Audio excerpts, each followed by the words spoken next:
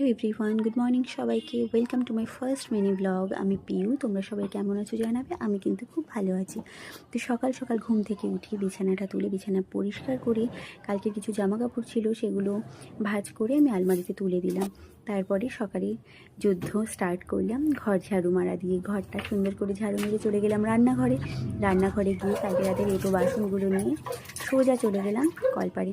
কলপার থেকে বাসনগুলো ধুয়ে ঘরে এনে এবার জামা কাপড় নিয়ে চলে গেলাম আবারও সেই কলপারে গিয়ে এখন আমি কতটা কষ্ট করে বসে বসে কলপাম করে জামা কাপড়গুলো ভেজালাম। জামা কাপড়গুলো সুন্দর করে কেচে বাইরে মেলে দিয়ে খুব ক্লান্ত হয়ে ঘরে এসে এবার তো খিদে পেয়ে গেছে, তো বসে পড়লাম ছাতু মুড়ি নিয়ে।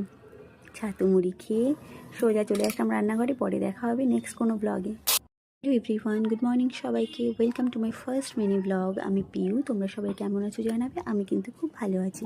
তো সকাল সকাল ঘুম থেকে উঠে বিছানাটা তুলে বিছানা পরিষ্কার করে কালকে কিছু জামা কাপড় ছিল সেগুলো ভাঁজ করে আমি আলমারিতে তুলে দিলাম।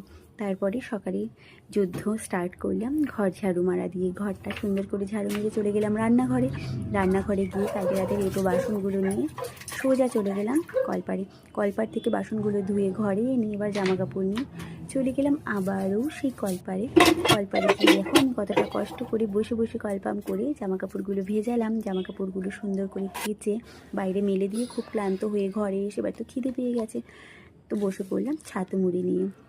ছাতু মুড়ি খেয়ে সোজা চলে আসলাম রান্নাঘরে। পরে দেখা হবে নেক্সট কোনো ব্লগে।